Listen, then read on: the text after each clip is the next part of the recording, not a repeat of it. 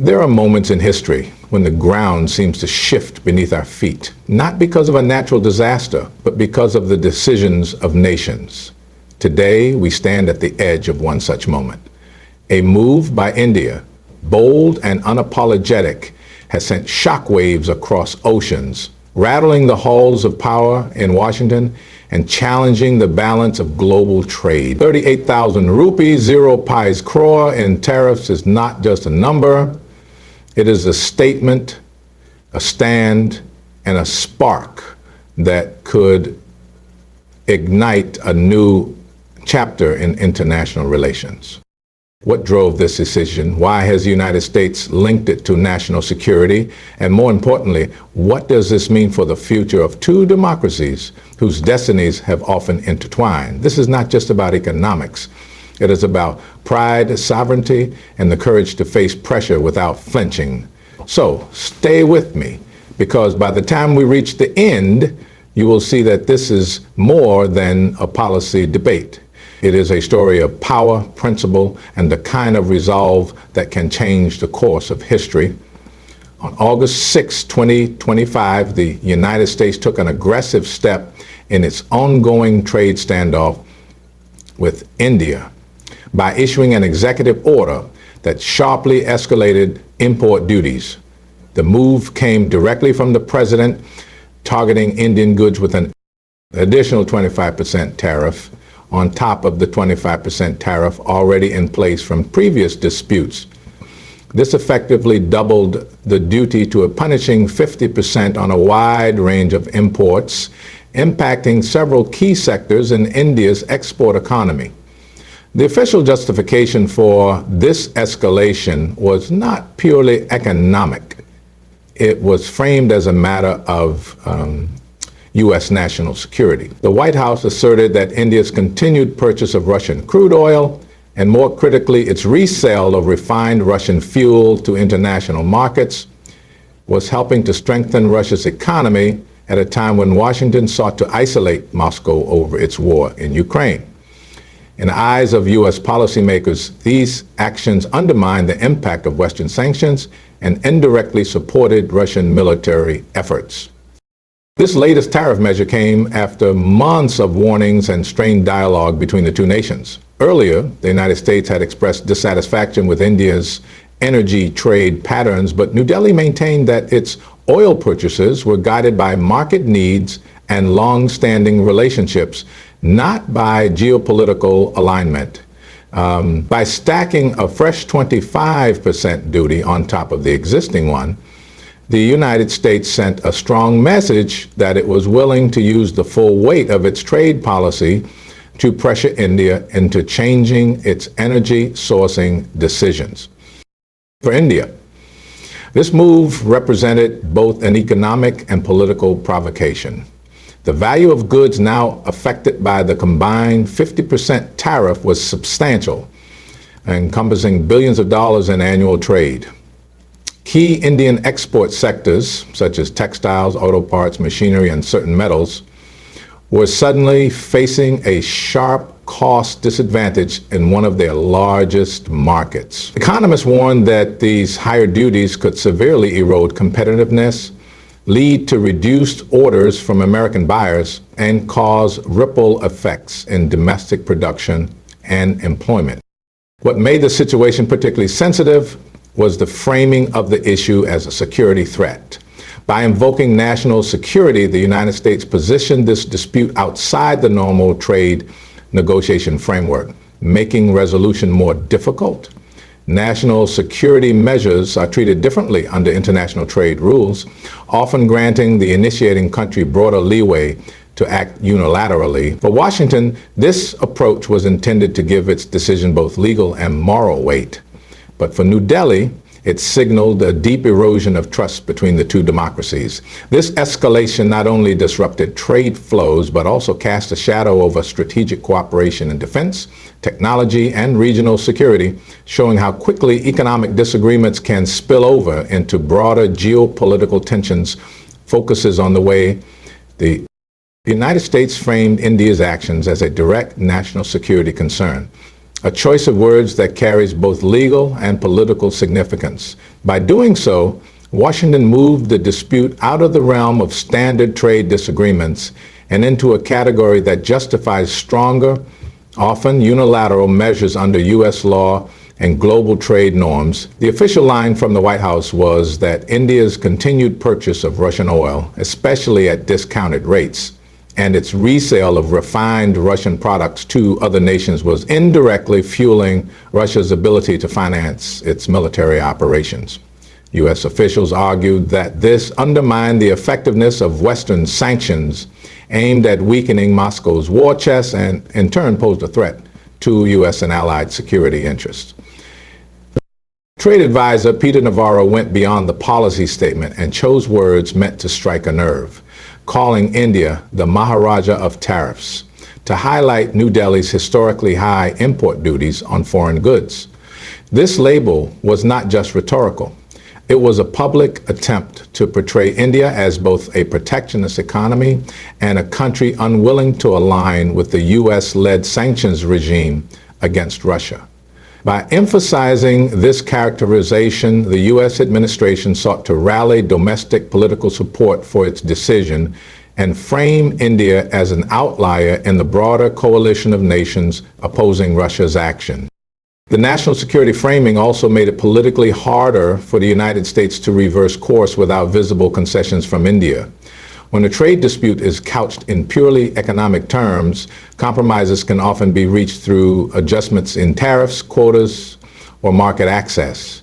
But when it is positioned as a matter of protecting national security, the stakes rise dramatically, and any compromise can be portrayed as compromising safety or moral principles. For the U.S. administration, this was a calculated move to maintain domestic credibility and project an image of being tough on countries seen as enabling Russia's economy.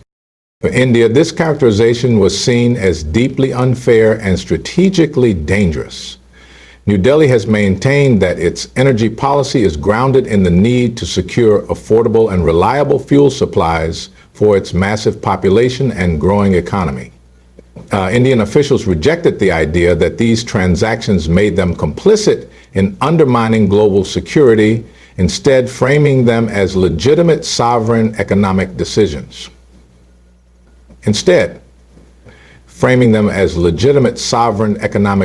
This clash of narratives added a layer of mistrust to the already tense trade environment.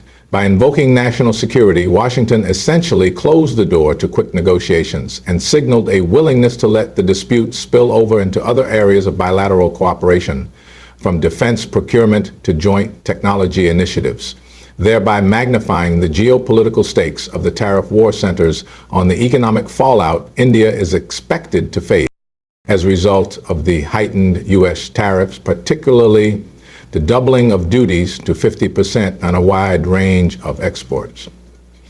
The sectors most exposed to this shock are those that rely heavily on the American market for revenue, such as textiles, auto components, leather goods, pharmaceuticals, and electronics. Many of these industries have built supply chains and pricing structures around stable U.S. demand, and the sudden jump in import costs threatens to disrupt contracts, slow down production, and reduce profit margins. Exporters will likely have to absorb part of the tariff impact to keep their products competitive, but that would erode profitability, forcing some to scale back operations or lay off workers. In labor-intensive industries like textiles, even a small drop in export orders can translate into thousands of lost jobs, especially in regions dependent on these sectors. The financial sector is also bracing for indirect consequences. Reduced export earnings could strain foreign exchange inflows, which in turn might pressure the rupee. This depreciation could raise the cost of importing essential goods and raw materials, affecting domestic inflation. Indian companies with strong U.S. exposure could face credit downgrades as their earnings forecasts are revised downward by analysts factoring in weaker demand. This is why Moody's has warned of a potential slowdown in India's GDP growth by about 0.3 percentage points for fiscal year 2025-26, a notable setback for an economy targeting robust post-pandemic expansion. Small and medium enterprises, which form a large share of India's export base, may be among the hardest hit. Unlike large corporations, they often lack the financial buffers to withstand prolonged drops in foreign orders. Many may be forced to pivot toward alternative markets in Europe, Africa, or Southeast Asia. But building these trade relationships takes time, during which revenues could stagnate or decline. This uncertainty can discourage fresh investment in export-oriented industries, delaying expansion plans and limiting job creation. Consumer sentiment within India could also be indirectly affected. If job losses mount and incomes fall in export choline sectors, domestic demand may soften, creating a feedback loop that further slows economic momentum. While some policymakers see this as an opportunity to push Make in India initiatives and diversify markets, the immediate reality is one of adjustment and financial strain. The tariffs thus pose not only a direct hit to key industries, but also a broader macroeconomic challenge that will test the resilience of India's growth story in the months ahead, highlights the diplomatic strain and defense procurement impact caused by the U.S. tariff escalation. In the wake of Washington's decision to impose the additional 25% duties, India has responded with a measured but strategically pointed move, pausing discussions on several major defense deals with the United States. These include talks for the acquisition of Stryker armored vehicles, Javelin anti-tank missiles, and other advanced military hardware that had been under negotiation as part of the deepening defense partnership between the two nations. This suspension is not an outright cancellation, but it is a clear signal that trade disputes can directly spill over into areas of security cooperation, even between countries that describe themselves as strategic partners. For India, the pause serves multiple purposes. It acts as a diplomatic message of displeasure, underlining that such heavy-handed economic actions will not exist in isolation from broader bilateral relations. It also preserves bargaining leverage, allowing New Delhi to use defense contracts, often worth billions of dollars and vital for U.S. defense manufacturers, as a counterweight in negotiations over tariffs and trade terms. By halting progress on these deals, India reminds Washington that economic measures carry political cost that can affect its defense industry and strategic positioning in Asia. From the U.S. perspective, this development is concerning because defense cooperation with India is a cornerstone of its Indo-Pacific strategy aimed at balancing China's growing influence. The United States has invested years in cultivating India as a major defense partner, easing technology transfer restrictions and promoting joint military exercises. Any slowdown in arms sales not only affects defense companies, but also risks weakening the momentum of this broader security alignment. In particular, deals like the Stryker and Javelin agreements were seen as steps toward greater interoperability between the two militaries, which is crucial in joint operations and regional deterrence strategies. Diplomatically, the standoff over defense talks adds another layer of complexity to a relationship that has always had to balance cooperation with competition. While both countries value their strategic ties, incidents like this test the resilience of the partnership. For India, showing it can hold back on defense purchases despite security needs signals confidence in diversifying suppliers and building indigenous capabilities under the Atmanirbhar Bharat self-reliance program. The United States, the risk is that other suppliers, such as France, Israel, or even Russia, could step in to fill the gap, diluting American influence in India's defense ecosystem. The pause, therefore, is more than a symbolic protest. It's a calculated reminder that economic and strategic trust are deeply intertwined, and that undermining one can easily strain the other in ways that ripple across trade, security, and diplomacy. Focuses on the political backlash within India and The firm assertions of sovereignty made by its leaders in response to the U.S. tariff escalation. The additional 25% duty, coming on top of an already existing 25%, was met not with quiet compliance, but with open defiance from political figures across the spectrum. Prime Minister Narendra Modi publicly stated that India is prepared to pay a very heavy price if that is what it takes to protect its farmers, its industries, and its decision-making autonomy.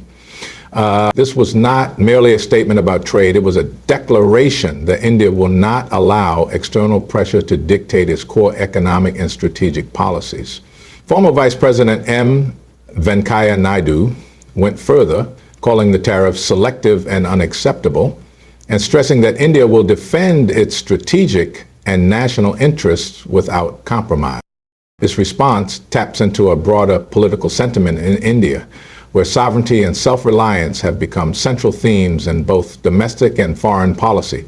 In recent years, India has positioned itself as a nation willing to chart its own course, even when that means disagreeing with major powers. The U.S. decision to link the tariffs to national security was seen in New Delhi as an attempt to exert undue influence over India's energy policy, particularly its purchases of Russian oil. Indian leaders rejected this framing outright, arguing that affordable energy is essential for the nation's development and that procurement decisions must be guided by domestic priorities rather than external geopolitical pressures. The backlash also reflects the political cost of appearing to bow to foreign demands. In India's vibrant democracy, where public opinion is deeply sensitive to perceptions of national pride, leaders cannot afford to be seen as yielding to threats. The government's stance has therefore been couched in language that emphasizes dignity, independence, and resilience. This posture resonates strongly with a domestic audience that values economic progress but insists on it being achieved without compromising sovereignty. SPS. On the diplomatic front, these statements also serve as a signal to the United States that India will not be swayed by coercive trade measures.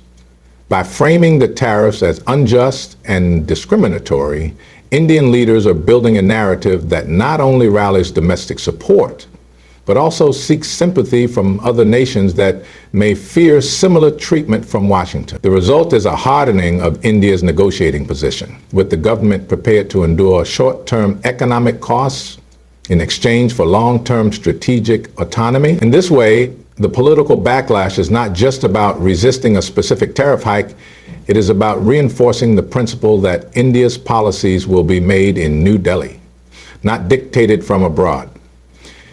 Examines the view among some U.S. analysts and former officials that the tariff escalation against India could prove to be a strategic miscalculation. One of the most outspoken critics, former National Security Advisor John Bolton, described the outcome as the worst for U.S. interests, warning that punitive trade measures risk pushing India closer to Russia and China. From this perspective, the heavy-handed approach undermines years of diplomatic effort to cultivate India as a key partner in balancing Chinese influence in the Indo-Pacific. Washington has long regarded India as an essential pillar of its regional strategy, not only for its geographic position, but also for its growing economic and military capabilities. By imposing steep tariffs framed in the language of national security, the United States may have damaged the trust that underpinned this strategic alignment. But critics argue that the economic costs imposed on India are unlikely to compel an immediate change in its energy policy, especially given India's dependence on affordable Russian oil for domestic stability. Instead, the pressure may encourage New Delhi to deepen its ties with alternative partners willing to offer favorable trade or energy terms without political conditions. This could include accelerating cooperation with Russia on energy projects, strengthening defense procurement from France or Israel, and expanding trade links with Southeast Asian and African nations. Such shifts would gradually reduce India's reliance on U.S. markets and technology, limiting Washington's leverage in future negotiations. The move also risks creating the perception that the United States is willing to weaponize trade, even against friendly democracies, when they act independently on global issues. This perception can erode the credibility of U.S. commitments to mutually beneficial partnerships and may make other countries more cautious in aligning closely with Washington. On the off chance that for India, the tariffs serve as a reminder of the vulnerabilities that come with overdependence on a single market, reinforcing domestic calls to diversify exports and strengthen self-reliance under the Atmanirbhar Bharat framework. From a strategic standpoint, the timing of the tariffs is particularly problematic. The Indo-Pacific region is experiencing heightened tensions, with China increasing its military assertiveness and regional flashpoints becoming more volatile. In such an environment, weakening coordination with India could have ripple effects on joint military exercises, intelligence sharing, and regional security initiatives. Bolton's warning reflects a broader concern that instead of influencing India's behavior on Russia, the tariffs may end up diluting U.S. influence where it matters most. Maintaining a united front among major powers committed to a free and open Indo-Pacific, in this sense, what was intended as a tactical economic pressure could evolve into a long-term strategic setback for Washington. In conclusion, this episode is far more than a trade dispute. It is a defining moment in the evolving relationship between two of the world's largest democracies. The 38,000 rupee zero paise crore tariff shock, the rhetoric of national security, the ripple effects on industries, the pause in defense deals, the political backlash in India, and the warnings from U.S. strategic voices all reveal a complex reality. When economics, politics, and security converge, the outcome shapes not just the present, but the direction of future alliances. For India, this is a test of resilience, a chance to stand firm on sovereignty while seeking new economic pathways. For the United States, it is a reminder that partnership is built on trust, not just leverage. The world will watch closely to see if this storm gives way to renewed cooperation or if it marks the beginning of a more fragmented global order. I wish you all the clarity to see opportunity and challenge, the courage to defend what matters, and the wisdom to know when to stand your ground. Thank you for listening, and good luck in your journey ahead.